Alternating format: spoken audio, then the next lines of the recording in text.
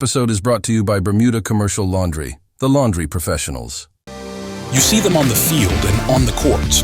When they win and when they lose, these are our athletes. They put in countless hours honing their skills and make sacrifices so that they can taste victory. These are our athletes, and now it's time to meet them up close.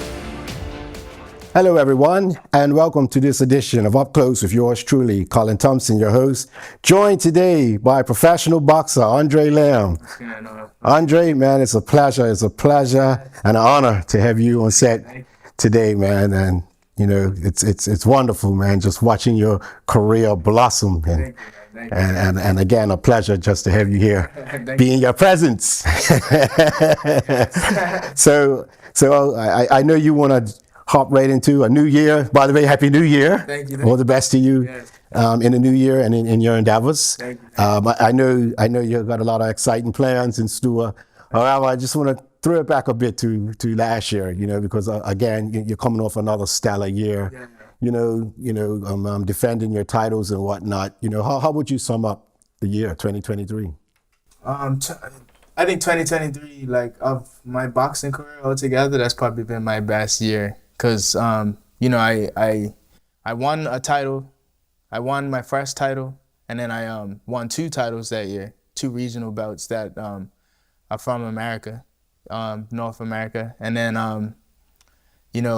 I beat an undefeated fighter and another fighter that was ranked way higher than me. He was ranked number 1 in Mexico at one point, you know. And I also defended my belts. So, I did a lot all in 1 year. So I was pretty proud of what I did. Now you have not 1, 2, but 3 belts. Well, I 2 belts and I defended them. You defended one, right. So you have 2 belts.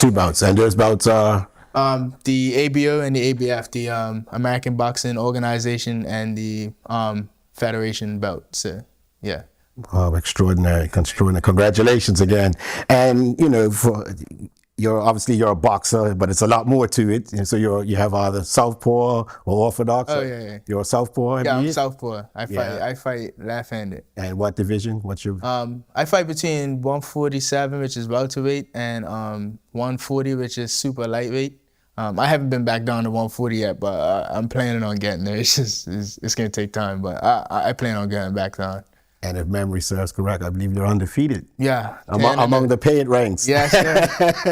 10-0, 6 knockouts right now. 10-0. 6 knockouts, yeah. And I think I got I can't remember, it was 3 or 4 knockouts first round. And then 2 people went a little bit of the distance with me. But yeah, everybody else is in the first round. Wow. So obviously you're a boxer. You're in the sport of boxing. Has that always been, your primary sport? No. Have you been involved in other sports? Yeah, I probably played every sport in Bermuda. I done sailing. The first sport I played actually was tennis. I was playing tennis, and then I started playing football. I was playing for Wolves for a little bit, and then I moved to PAC, and PAC's been my team ever since. I played cricket for a season.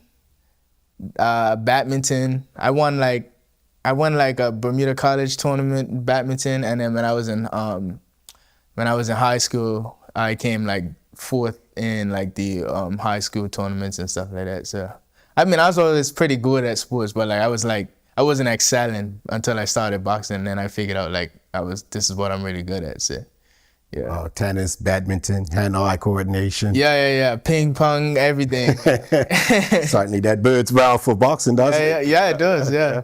Wow, that's amazing. You've done it all pretty much. Yeah. Sailing, I'm surprised you said sailing. Yeah, I did sailing for a few years actually. I think about 4 years I did, maybe more than that. Every summer I was out sailing out White's Island. So I enjoyed that a lot. So with the Optimists? Yeah. Wow. Yeah, that was me. Wow. So unfortunately we just lost Paul Dowdy, who had a big impact coaching youngsters. Was you one of those he coached? No, not directly, but I did. I was around him at some point, but not directly, no. Right. Yeah. I knew you had played for PAC. I didn't realize you played for Wolves as well. Yeah. Wolves is where I started because I went Elliott School. Mm-hmm. So from there, all my friends are playing for Wolves, and it was a good community. But yeah, it's unfortunate that the Wolves isn't around anymore. But yeah, and then I moved on to PAC. And then tennis. Yeah. That's another shocker.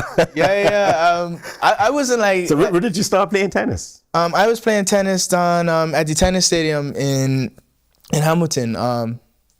Yeah, I was playing over there for a few years actually. So yeah, that one was I was pretty good actually. I would train really well, like, and I was good like playing against other players like in training. I was just afraid to like do tournaments because I was scared like. And then when I did my first tournament, I was so nervous that I couldn't even hit the ball, and that's when I gave it up. I should have stuck with it, but. Yeah, I was like, this is too much pressure. It's interesting you mentioned about, the nerves and whatnot. Yeah. Because I remember one time I was actually scheduled to fight to do a boxing match. St. George's Cricket Club used to do these, put on these boxing bouts, amateur bouts, and I was actually scheduled to fight Clay Smith. Oh, really? And in preparation, that's when the first time I put on the gloves, my hands went bad.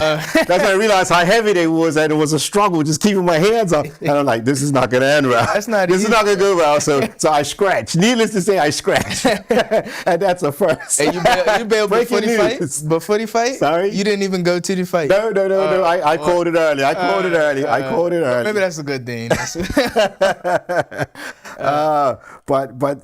But so when did boxing, when did you become interested in boxing? Well, as you can see, like I was interested in like older sports, and my friend Samir, he was in my advisory class in high school, so it was my second year of high school, and I heard he had a kickboxing match coming up, and I was just like, oh, I wanted to see like where he trains and things like that. So I asked him, I said, where do you train? And he was like, I train up right now at Forty Riga's gym, with Garen, and we do kickboxing up there on certain days. So I was like, oh, okay, well, I'll come up and check it out.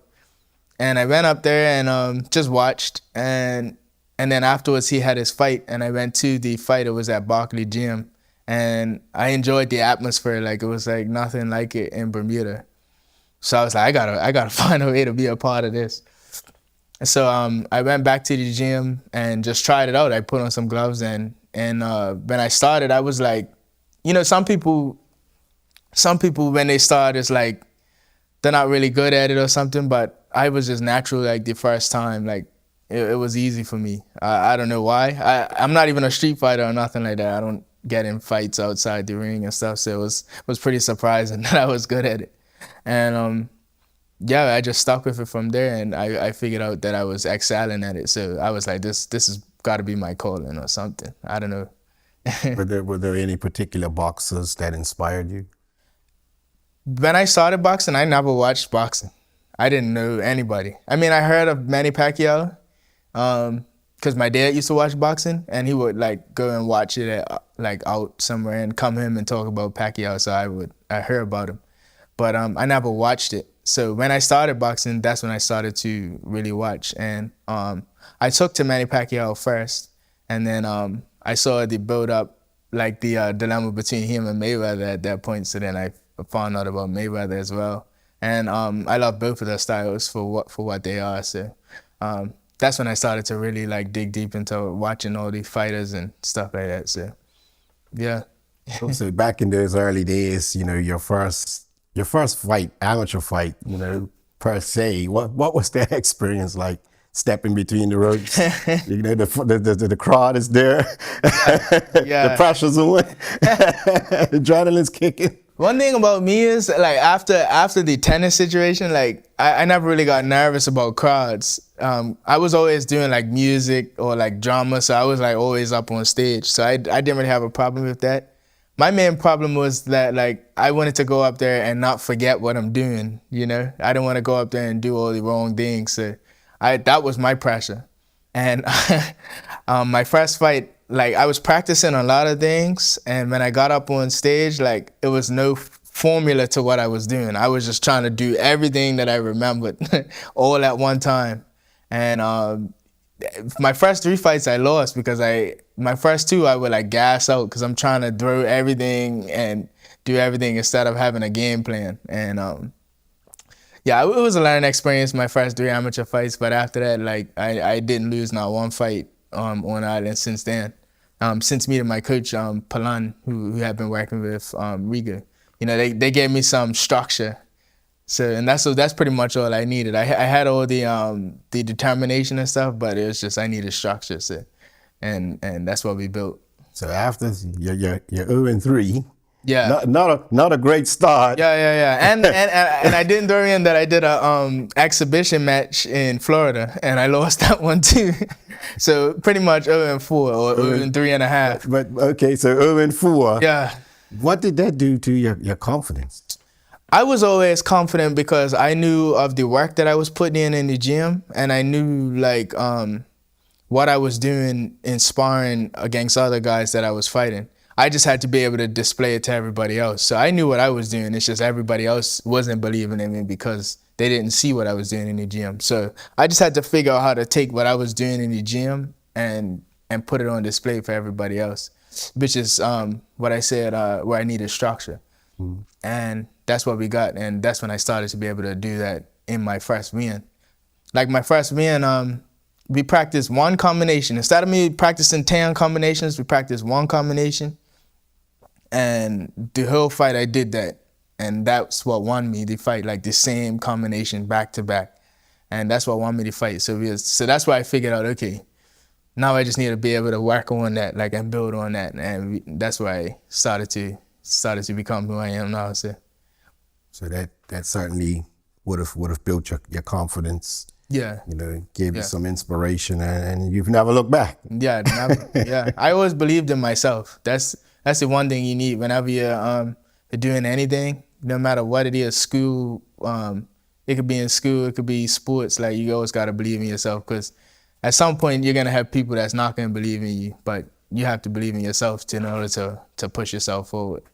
Now you mentioned music just moments ago. Oh yeah. So you were involved in music as well? Yeah. That was the first thing I wanted to go to school for was music. I was good at the piano. And that was my thing. Like, and I also played in the orchestra. I like playing in the orchestra, but I like playing by myself because I enjoyed playing all the parts. I didn't want to like just be an accessory. I wanted to do everything. But I was really good at music, at piano. And wow. Yeah. Wow, man, you're blowing me away. Yeah, I still know how to play it a little bit. Yeah? Yeah. It's too bad we don't have a piano set. Yeah. Wow, man, that's awesome. That's awesome. I love music. I love music myself. Yeah. My dad tried to get me to play guitar. It didn't work. It didn't end well at all. But that never hindered my passion for music. Yeah. I'm just not a musician. So that's awesome. So you still play? Here and there. I gotta get a new piano so I can start playing. But I still know how to play. Yeah. Wow, that's amazing. If you see me, don't ask me to play something right now. I need to practice. But yeah, I was really good. But that's all right. At least you've been there. You've been there, man. Yeah. Many of us, like myself, we just don't have that ability. So credit to you, man. Thank you. And I do look forward to hearing something. Yeah. Who knows? After boxing, there's other potential doors, opportunities, knocking. So wow, that's just fabulous. So coming off, obviously, another, as I mentioned earlier, a stellar 2023, and what are some of your ambitions or objectives you set out for yourself for the new year, 2024? This year, I plan on moving up in rounds, and that's so that I can start challenging for different belts. So right now I've won 2 regional belts, but I'm trying to go towards like junior world titles and stuff like that. Those are the bigger belts. And so when I move up in rounds, I can start challenging for that. But it's steps to doing these things. That's why I can't just go straight to world title. I have to go up the ranks. And now we're in a good position to do that. So I'm ranked in the top 150 in the world. So now I'm able to push for those things. So that's the objective. Now, obviously, you went from amateur to professional. What was that transition like? It wasn't too tough, simply because, well, first of all, and I was amateur, I was in the era where we wasn't wearing any headgear. So I wasn't wearing headgear, so it wasn't any different from that. And when Rigo was training us at his gym, he would always train us to fight like professionals. Like, it's different. Like the amateur style, like the Olympic style, is a lot different from professional. Those guys are mostly on points and just, touching and stuff like that. Professionals are more like, it's like a chess game. Like you could throw like 50 punches and just touch, and then if I hit you with something solid, like the fight's done. So, as long as I'm being smart about it. So Rigo always taught us in the gym how to train and fight like professionals. So when I started to be a professional, it was pretty much the same as what I was doing. You were really prepared yourself mentally. Yeah. Wow, awesome. And you mentioned Rigo, the legendary. Yes, of course. Late trainer, Yeah. good friend of mine. Yeah. Who are some of the others that have, you've had the opportunity to work with or under, throughout your career? Teresa Parasi. I was her sparring partner for a few fights. I think it was like 2 or 3 fights I was her sparring partner. So I got to see like what it was like in the background of being a professional. Obviously, Nikki Bassam, we still work and train together. So, I've been with Nikki since he was an amateur. And then you got Troy Darrell. Troy Darrell's always been, coming up and giving his advice and stuff. And a lot of the punches that I throw are like from what he showed us. So, it's always been, we've always had like some pretty good influence, and Clarence comes up every now and again and speaks his words. So, yeah, we've been pretty blessed with everybody. You mentioned some legendary names. Oh yeah. Reeled off some legendary names, and what's the community, the local boxing community? It's a very tight-knit community. It's definitely getting better. Before, everybody was separated, and I don't think it was like ego or anything. I think it was just everybody was afraid to take the first step to say like let's come together and try to do these things. And recently, since I'm professional, I have no ego or anything against anybody. So, and especially the kids that are coming up. So I'm willing to show any kid that's trying to learn something. Like, I can't be your coach, but like if you can be around me and see the things that I'm doing, or if I can give you any advice while you're around, I'm willing to do that. Like, and especially the kids that are like close to the same size as me. Like, if they want to do sparring or anything like that, I'm not afraid to put my ego on the line and give them some work and let them see what it's actually like. So there hasn't been, I would say, an abundance of Bermudians who have gone professional or evolved into professional boxers. And you mentioned that, you're trying to blaze a trail. Yeah. Do you see yourself as a trailblazer? As a role model, inspiring others to perhaps pursue this sport, this career? Mm-hmm. At first, I didn't, because I was just doing it for the love of the sport.